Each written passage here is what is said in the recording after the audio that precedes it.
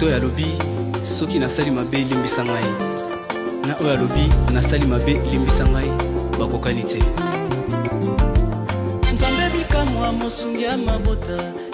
Dimanche de ce mois, nous sommes en train de parler de principes de Dieu pour vivre la gloire. Bien-aimés, nous devons savoir que le Dieu que nous sommes en train de servir ou de prier, c'est un Dieu de principe. Il est important de connaître et de marcher selon les principes de Dieu. Alléluia. La vie chrétienne, c'est une vie de principe.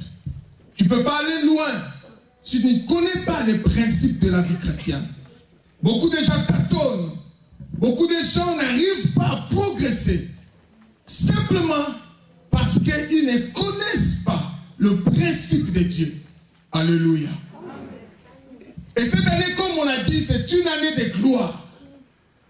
Et pour vivre la gloire, il faut connaître le principe de Dieu afin de pouvoir vivre la gloire. Il ne suffit pas de crier « Je veux la gloire, je veux vivre la gloire ». Ça restera un slogan. Si au préalable, tu ne connais pas les principes et ne vis pas selon les principes. Alléluia. Alléluia. Et le premier dimanche, le pasteur Langa nous a dit quelque chose de très important que je considère comme un principe pour vivre pleinement la gloire de Dieu. La connaissance de Dieu. Connaître Dieu. Venir à l'église, c'est une chose. Mais connaître Dieu, c'est aussi une autre chose. On peut avoir les informations sur Dieu, mais cela ne veut pas dire que tu connais Dieu.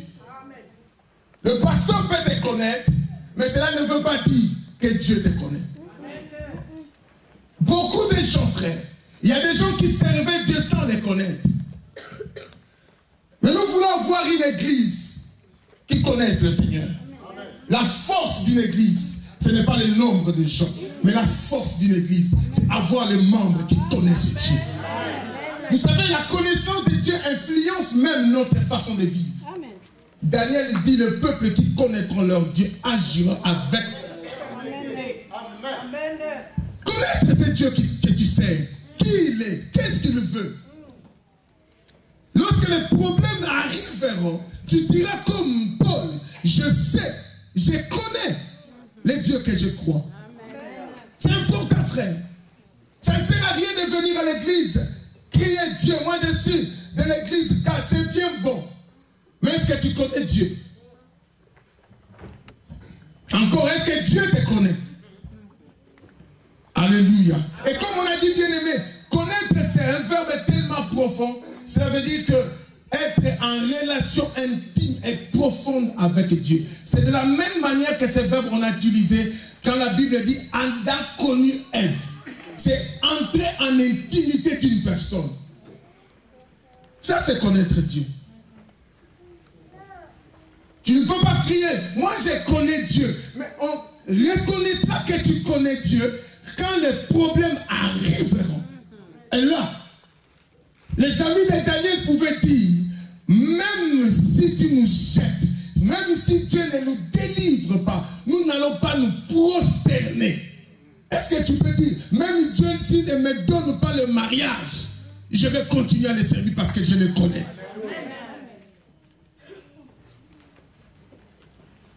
Même si Dieu ne me donne pas ce que j'ai besoin, puisque je le connais, je continuerai à le servir. Parce que bien aimé, tu dois connaître Dieu.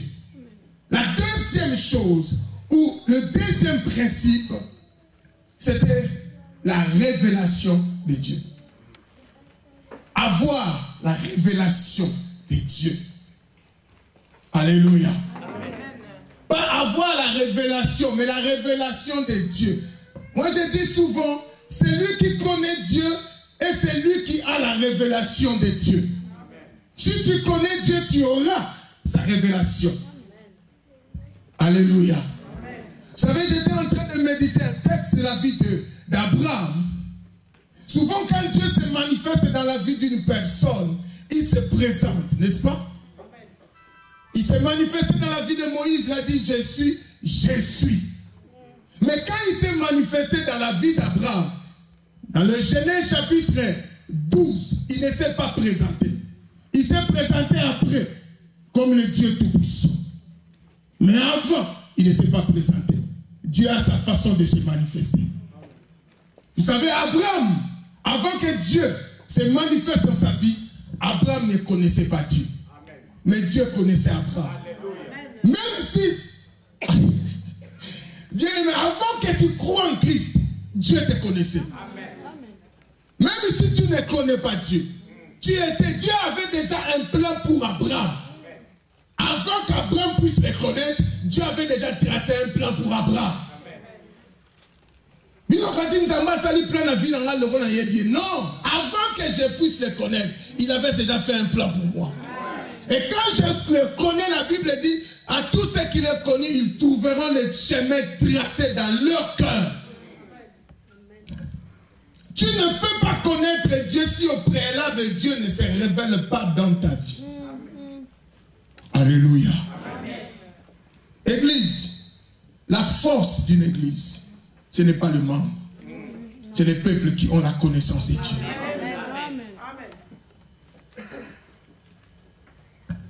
Avoir la révélation de Dieu, connaître ce Dieu-là que tu pries, frère, tu ne vas pas tâtonner parce que tu sais le Dieu-là que tu es en train de prier. Amen. Et moi, aujourd'hui, je veux parler de la révélation de Dieu dans la création. C'est tellement vaste.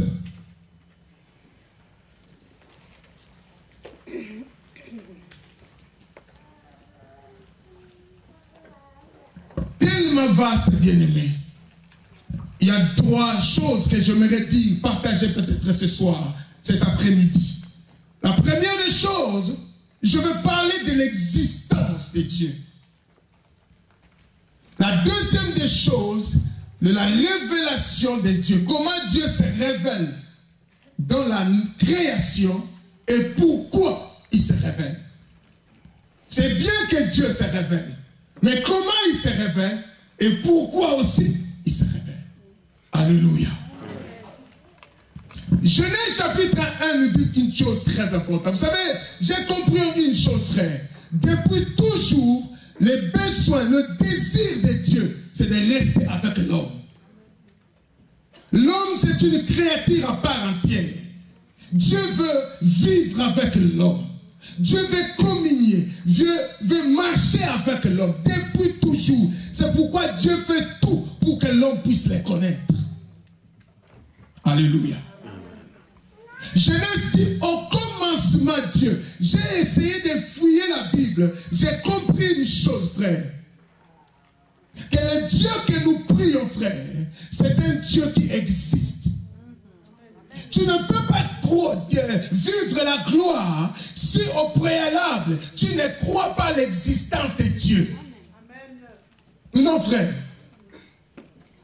Alléluia. On ne peut jamais aller loin. La première des choses, la base, croire que le Dieu que tu pries, il existe. Il existe, frère. J'étais en train de discuter avec un pasteur de l'autre côté. Je lui ai dit, même si quelqu'un arrive à me convaincre, bibliquement parlant, que Dieu n'existe pas, mais les choses qu'il a faites dans ma vie, personne ne peut me convaincre. Ah non. Même si tu me dis, dans la Bible, tu me prouves que Dieu n'existe pas, mais les choses dans lesquelles il a fait dans ma vie, personne ne peut le changer. Et la Bible, frère, ne cherche pas d'une manière formelle à prouver l'existence de Dieu. Non. La Bible ne fait pas cette démarche. Mais la Bible est en train d'affirmer que Dieu existe. La Bible dit au commencement, Dieu. Parce qu'il y a des gens bien-aimés, les situations que tu traverses, les problèmes que tu as, te font croire que Dieu n'existe pas. Il Il y a des gens qui ont des doutes. J'ai vu des gens, sa mère est morte et commence à me dire, mais pasteur, où est Dieu? Je lui ai dit, même si ta mère est morte, sachez que Dieu existe. Il y a des gens qui viennent à l'église, frère, ils prient avec nous, mais à cause de ce qu'il est en train de vivre, ils commencent à douter de l'existence de notre Dieu. Non, Dieu existe. Il est vrai. Le Dieu qui a séparé la mer Rouge existe. Le Dieu qui a libéré Israël existe. Le Dieu qui s'est révélé dans la vie d'Abraham existe, frère. Il est vivant. Il est vivant, frère. Beaucoup de gens l'ont vu. Je crois à cela. Tu dois croire à l'existence de Dieu. Tu ne peux pas vivre la gloire si tu ne crois pas à l'existence de Dieu. Et j'ai compris, l'existence de Dieu fait trembler le monde des ténèbres. La Bible dit ceci. Les démons croient que Dieu est. La Bible continue, il tremble. L'existence de Dieu fait trembler le monde des ténèbres. Moi, je crois qu'il existe. Si tu ne crois pas, je crois à ta place que Dieu existe. Le Père de notre Seigneur et Sauveur Jésus existe. Le Dieu d'Abraham, d'Isaac et de Jacob existe. Le Dieu de Daniel existe. Le Dieu de Marie existe. Il est Seigneur. Il est assis sur le trône. Il règne. Il est Dieu. Personne ne peut l'étoléger.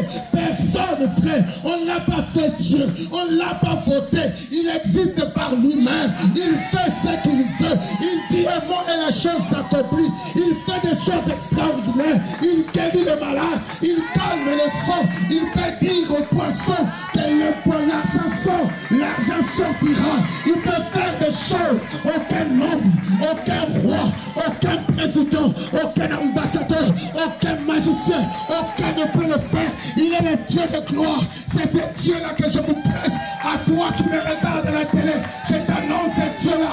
Il existe, il est vivant, il est réel, il est présent, il est puissant et il est là. Même si tu ne vois pas, mais sachez que Dieu existe.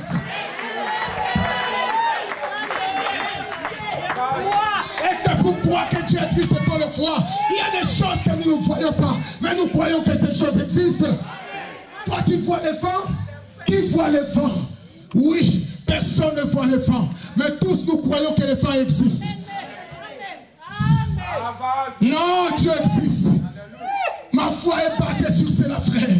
Je crois à l'existence de Dieu. Que mon problème ne me fasse pas peur. Parce que des fois tu te réveilles le matin, tu doutes. C'est arrivé aussi dans ma vie de douter. Mais est-ce que Dieu existe vraiment? Un jour j'étais en train de prier, pasteur, à 6 h du matin. On vient m'annoncer que ma mère était morte. J'ai dit, mais Seigneur, je venais de te prier. Mais pourquoi?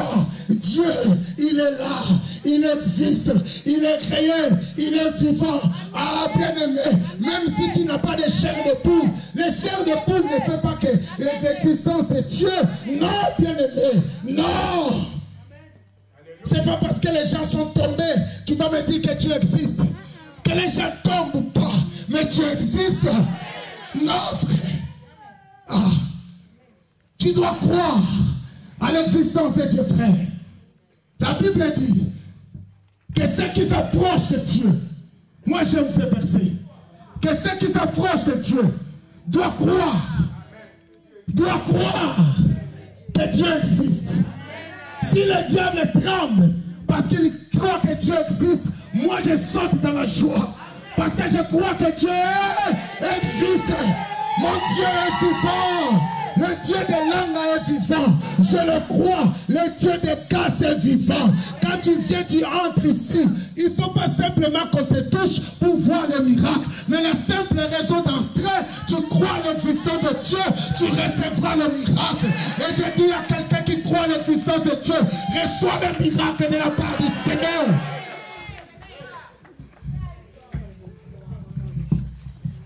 Dans ta maison, partout où tu peux te trouver, la chose la plus importante, frère, croyez à l'existence de Dieu. Que les situations, que les moments que tu traverses ne te fassent pas douter de cela, frère. Non, nous servons un Dieu vivant. Alléluia. Le Dieu qui peut faire des choses au-delà de ce que nous l'avons demandé. Bien-aimé, si Dieu ne peut pas me donner ce que je le demande, à quoi bon de lui prier? Lorsque Job avait des problèmes, Job commençait à prier et dit, mais où es-tu? Où est-ce que tu habites pour que je vienne auprès de toi? Quand Dieu s'est révélé dans la vie de Job, il a posé la question à Job, qui a fait des buffles? Qui a fait les lions? Qui a créé ça? Qui a créé l'éléphant? Qui a créé toutes ces choses? N'est-ce pas moi? J'existe. Je suis vivant. Je suis éternel.